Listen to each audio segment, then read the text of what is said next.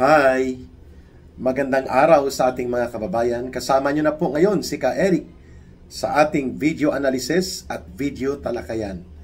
Nag-viral ang ating exposé sa super bilyonaryo na siyang tumawag at nag-relay ng impormasyon at mensahe kay former Executive Secretary Lucas Bersamin na umalis na lang at wag nang bumalik bilang Executive Secretary kasi hindi naman po nag-resign voluntarily si Lolo Lucas Bersamin.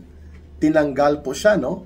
Siya po ay fired. He was fired together with Amina Pangandaman bilang budget secretary naman ni Marcos upang ibunton ang sisi sa kanila.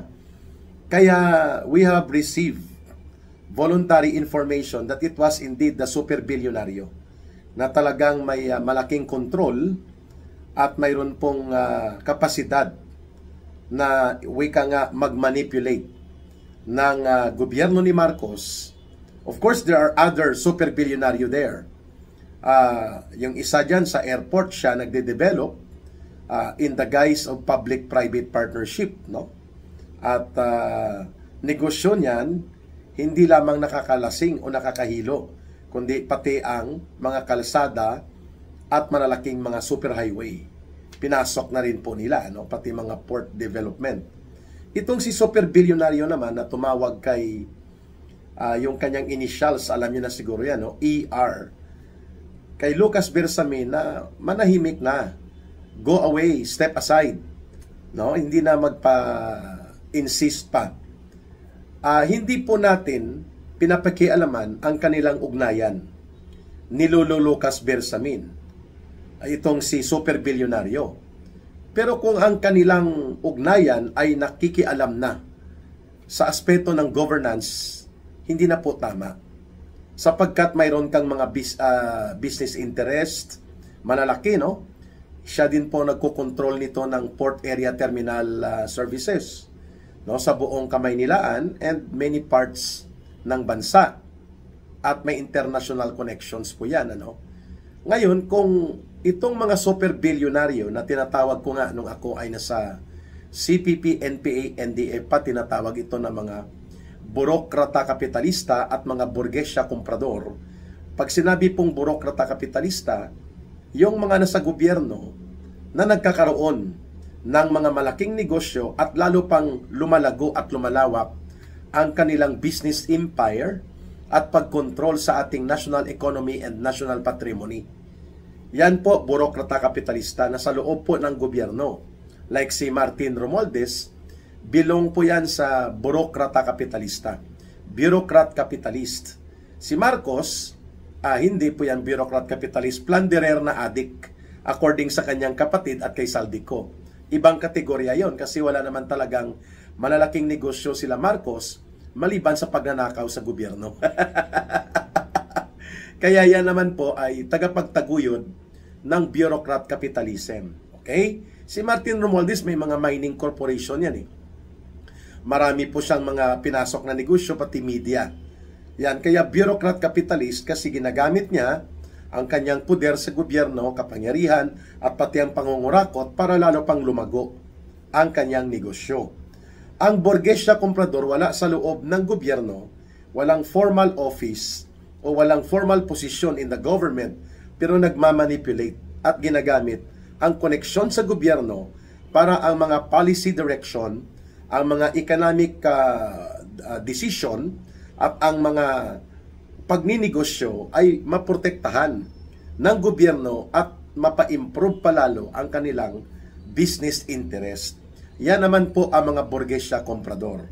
So, si ER at like mga Manny Pangilinan at mga Ramon Ang, mga burgesya komprador po yan. Bourgeois comprador class. Sila po ay, at ang burgesya komprador at ang burokrata kapitalista at mga malalaking panginoong may lupa, the big landlord class, sa asyenda naman po yan nabubuhay. Pero ngayon, dahil umabot na tayo sa modernong panahon, yung mga lumang asyendero naging burgesya komprador na rin. Halimbawa, yung mga malalaking mga lupain ay nag-branch out na rin po sila sa negosyo ng real estate at iba pang mga retail o kaya power and energy. No, nagiging cross border classification sila. Pag sinabi kasi nga sindero o malalaking Panginoong may lupa, strictly ang kanilang source ng kayamanan at control sa ekonomiya, mga sugar plantation, mga plantasyon sa tubuhan, pinyahan, abaka o kaya mga hasyenda na malalawak, no, like Hacienda Luisita, yung mga Hacienda Luxin, Hacienda Montelibano, Hacienda Lacson, no, mga ganun po. Karamihan yan sa Negros, makikita, at sa Kabisayaan, sa Iloilo, may mga hasyendero. Pero dahil nag-improve na ang panahon at umunlad na rin po ang antas ng lipunang Pilipino, yung mga dating hasyendero o mga big landlord class, sila na rin po ang naging borgesya komprador. At sila na rin minsan ang nagiging burokrata kapitalista. Sila rin po ang nagkokontrol ng mga poder sa gobyerno. Like ang mga Villar, sila po ay borgesya komprador. Bourgeois komprador class yan. Itong tatlong class na to, no, sa triangle ng lipunang Pilipino, itong borgesya komprador, like nitong super bilyonaryo na si ER, sina Pangilinan, sina Ramon ang mga may-ari ng SM, mga borgesya komprador yan, at ang mga burokrata kapitalista, kagaya nila Marcos, Martin Romualdez, at mga Rojas, nung nasa poder pa sila, at itong mga malalaking asyendero na may naiiwan pa, sila po ay nasa 1% lang ng ating population. Mga 100 families lang po yan, mga kababayan. But they control more than 90% ng buong kayamanan ng ating bansa.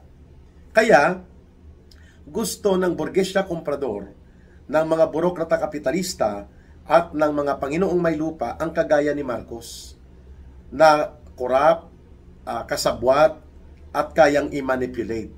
And that is the reason na nahihirapan sila noon mag-manipulate ng buong ekonomiya at gamitin at sagarin at sipsipin ang kayamanan ng buong bansa sa panahon ni Pangulong Rodrigo Duterte.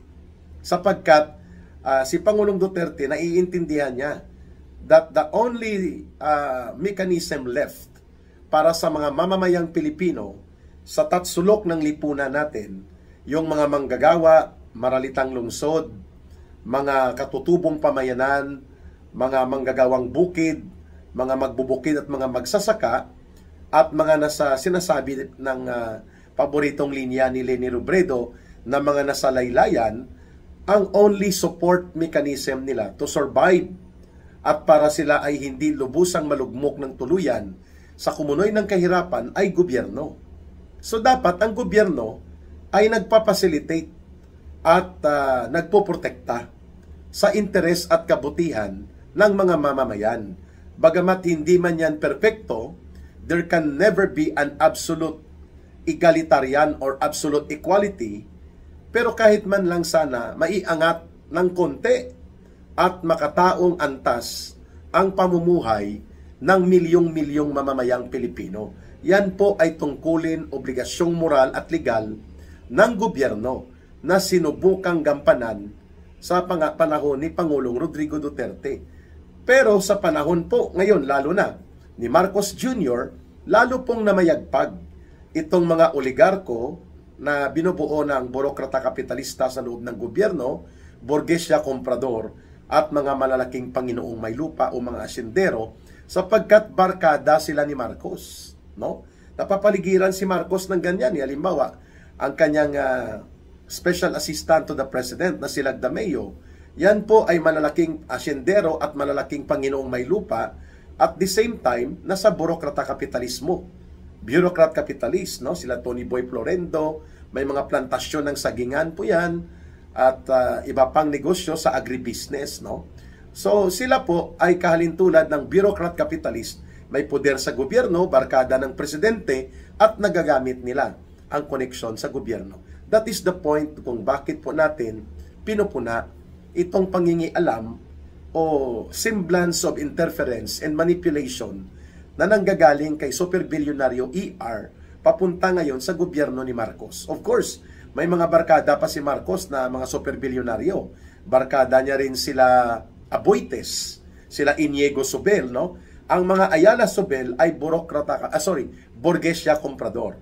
They are not into the actual government position, but they are well connected always to the government. And they control also major industries in the economy.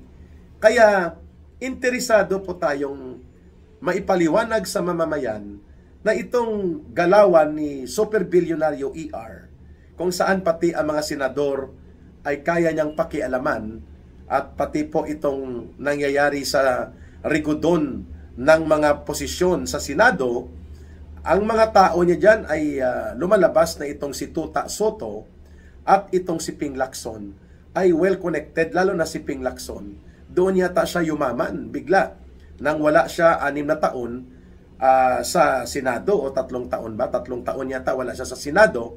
Biglang yumaman siya by a 200 billion pesos additional net worth nang siya ay nasa poder ni super bilyonaryo ER. Ngayon, nakikita natin kung anong galawan ni Ping Lacson. Ipinagtatanggol niya ng todo-todo to the point na nagiging katawa-tawa siya kahit baluktot at makitid at hindi tumutugma sa lohikal na mga argumento ang kanyang mga sinasabi, basta lamang may pagtanggol ang pananatili ng isang bulok, magnanakaw, adiktos at sindikato na gobyerno ni Marcos, sapagkat napapakinabangan nila at ng kanilang patron o benefactor. Ito nga si super bilyonaryo. Kaya nga, ang halos lahat ng industriya nakokontrol lamang ng around 100 families na mga burokrata kapitalista, burgesya komprador. At pati na ang mga malalaking panginoong may lupa, asindero, na naging burgesya komprador na rin po. Sila na rin po ang nagkokontrol ng lahat. Shipping industry, transportation, airline, lahat. Mining, banking, real estate, real properties, at pati po sa mga pagmimina, at pati po sa trusuhan. Si the late Senator Enrile ay bureaucrat capitalist, at the same time, burgesya komprador. Ayun. So they are part of the triangle ng lipunang Pilipino. Mga 1% lang po sila sa buong population. If we have around 118 million Filipinos, 100 families lang po itong nagkokontrol ng 90% ng ating buong ekonomiya, buong negosyo sa Pilipinas halos na malalaki, buong strategic industries, at pati na po sa ating patrimony. Pag sinabing patrimony, we're talking about mineral resources, mga resources sa ating ilog, katubigan, kadagatan, at pati po sa ating mga kabundukan at mga kagubatan. Yan po ay patrimony. Ibig sabihin, pagmamay-ari yan ng buong lipunang Pilipino, subalit ang nakikinabang ng 90% mula dyan na income at kita at benepisyo, itong malalaking mga pamilya na kagaya po nitong super bilyonaryo na si ER.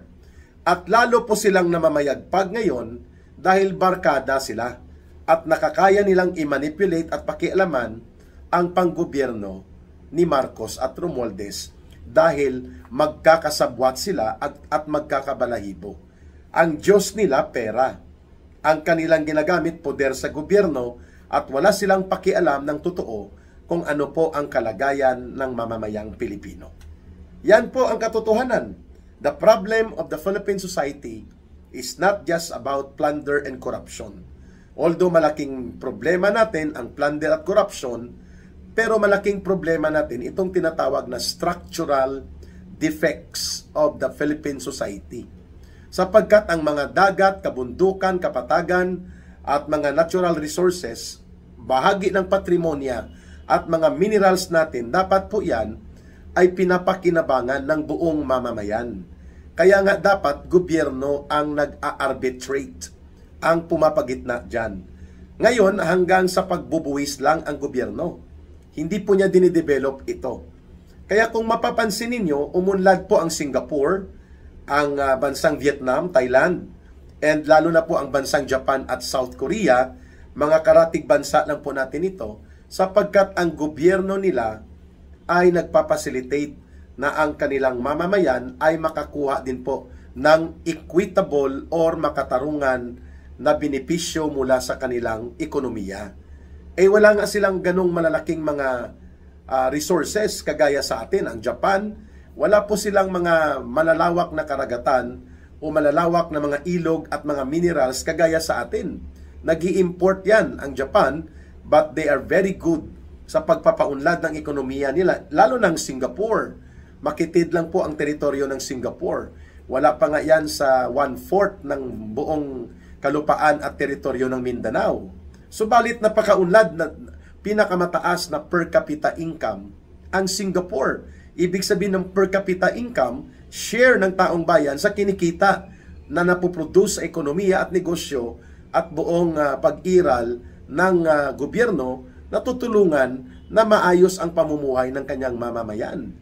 So, we have a lot of resources. We have a lot of minerals, national patrimony, tubig, karagatan, kabundukan, kapatagan, minerals. Subalit hindi po ito nadidevelop. For 100 years more, ang gobyerno po, buwis lang ang hinahanap niya. Pero instead na i-develop ito para pakinabangan ng malawak na hanay ng mamamayan, hindi po ang nakikinabang dito ito mga kagaya nila super bilyonaryo ER na mga burokrata kapitalista at mga burgesya komprador at mga kagaya nila Pangilinan at nila Ramon Ang. Sila po ang mga nagkokontrol ng 90% ng ekonomiya at sila din ang nagkokontrol ng buong gobyerno halos, lalo na sa ilalim ni Bongbong Marcos Jr. at ni Romualdez. Kaya, kailangan nating maipakita na kung kaya niyang tawagan ni super bilyonaryo ER, si Bersamin na umalis na, manahimik na, wag nang magpagulo pa, step aside and move out, ano pa ang kaya niyang pakialaman? Lumalabas ngayon na interesado itong mga malalaking players kagaya ni super bilyonaryo ER, ni super bilyonaryo RSA Ramon Ang, ni super bilyonaryo MVP Manny Pangilinan, tungkol sa nuclear energy development. Isa pa yon. And ang pagpapalawak ng mineral resources development nila sa hanay ng mga pamayanang katutubo. At isa yan sa dahilan na itong si super bilyonaryo ER ay mukhang yan ang nag-utos kay Bersamin siyempre sa konsenti ni Marcos na tanggalin ang mga appointees ni former President Duterte na nasa NCIP, National Commission for the Indigenous People, sapagkat yan po ang nangangalaga sa IPRA law upang hindi madihado at hindi po malulugi at masobrang maabuso at mapagsamantalahan ang mga tribo at katutubong pamayanan sa ating bansa na kung saan nandun po nakadeposito ang maraming mga mineral resources. Now nakikita nyo na kung anong interest dito nila super bilyonaryo ER. They want a government that is in collusion, that can be controlled and manipulated, bagamat magnanakaw at mandarambong at adiktos pa ang presidente, basta todo larga ang kanilang paglawak ng negosyo. Yan ang explanation kung bakit ang Pilipinas ay nananatili pong mahirap na bansa.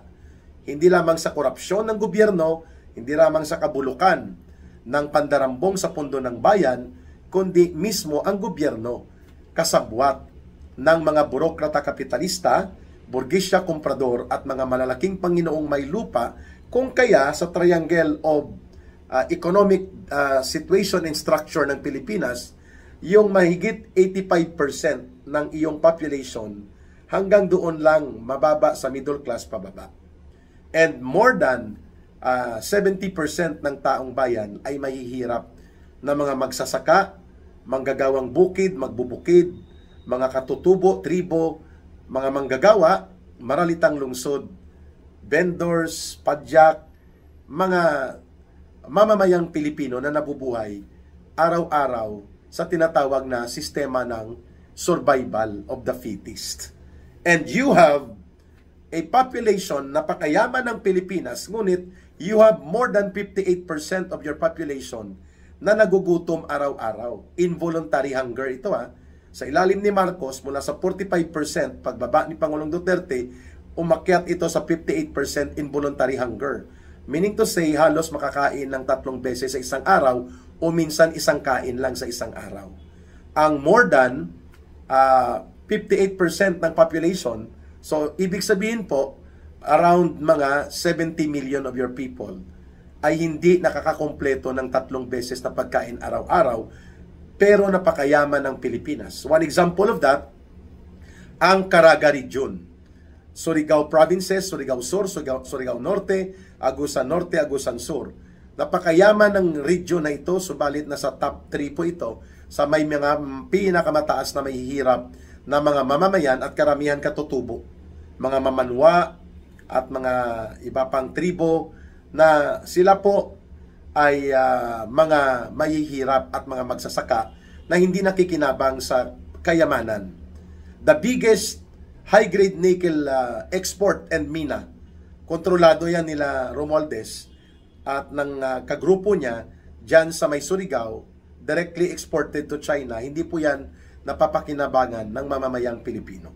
At napakababa ng buwis na nakukuha ng gobyerno at ang mga buwis na ito, ninanakaw pa ng mga kagaya nila Marcos at nila Romualdez at ng mga aliporis nila sa sindikato. Kaya, kung mapapansin ninyo, ayaw nila na umalis si Marcos kahit ito ay sinabi na ng kapatid niya na adik ito at nagdudurog sa droga at hindi kayang pamunuan ng gobyerno dahil nga hindi maayos ang kanyang mental health condition at pasimuno ng sindikato sa pagnanakaw, pangungulimbat at pandarambong at pangungurakot, okay lang. Dito sa mga kagaya nila super bilyonaryo ER at mga kasabwat niya, like kagaya nila Ping Lacson, dahil pinapakinabangan ng mga oligarko na mga burokrata kapitalista at burgesya komprador at mga Panginoong may lupa ang pagiging barkada nila ni Marcos. Marcos does not have any heart for the people. Kaya niya nagagawa ito ang uri ng sindikato na gobyerno. So naintindihan na ninyo mga kababayan na hindi lamang po ito tungkol sa korupsyon.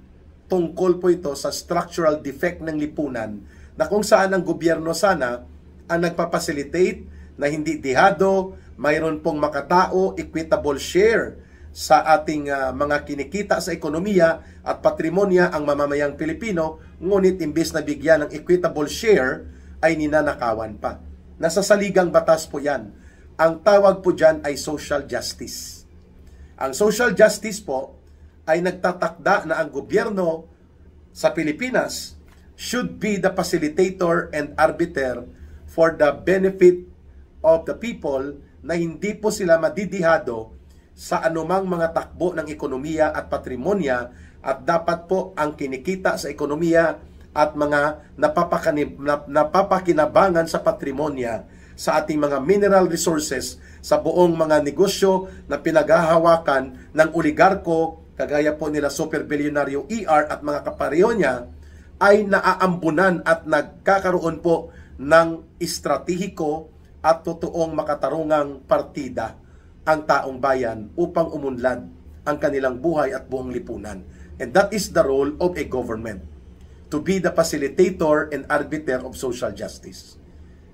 Pero nakikita natin hindi nagiging magnanakaw pa ang gobyerno at lalo pang nalulugmok sa kahirapan ang mamamayan dahil ang istruktura ng tatsulok na ito, kaya now naintindihan nyo na ang kanta ni Bamboo na kanyang revival song yan eh. Ang unang kumanta ng tatsulok po I think is ang, hindi ko sigurado kung grupong Patatag o sila Buklod nila Noel Cabangon, but I know ito ay social justice issue. Habang may tatsulok at sila ang nasa tuktok, hindi matatapos itong gulo. Kaya tutoy kumilos ka, baliktarin ng tatsulok, katulad mong mga dukhang ilagay mo sa tuktok. Yon. Hanggat mas marami ang lugmok sa kahirapan at ang hustisya ay para lang sa mayaman. Habang may tatsulok at sila ang nasa tuktok, hindi matatapos itong gulo. Now you understand kung ano po ang meaning ng awiting tatsulok na inawit nila Bamboo at revival yan sa mga 1980s yata yan na awitin. Protest song po yan.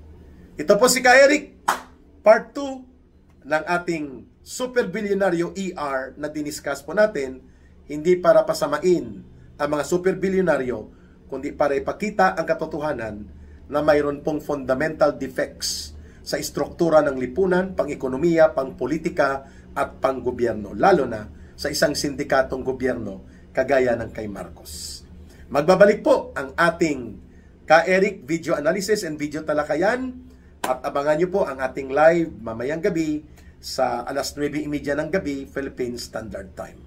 Maraming salamat at mahalin po natin ang bansang Pilipinas. Walang ibang magmamahal nito kundi tayo ring mga Pilipino. Sa gustong tumulong, sumuporta sa advocacy nila Ka Eric sa ating grupong Bangon Sambayanan People's Movement, ang numero po for coordination in GCash line 0916-308-7710. Uulitin ko lang po, 0916-308-7710, Rohilda Celis po, para hindi kayo ma-scam at properly ma-coordinate po ang inyong suporta. Para sa Diyos at sa Pilipinas nating mahal, may God bless everyone and may Allah will be with those who are Muslim brothers and sisters. Bye for now. Now alam niyo na kung bakit hindi natatapos ang gulo sa Mindanao at sa ating bansa. It's not just about corruption. Maraming salamat. Ito po muli si Ka Eric.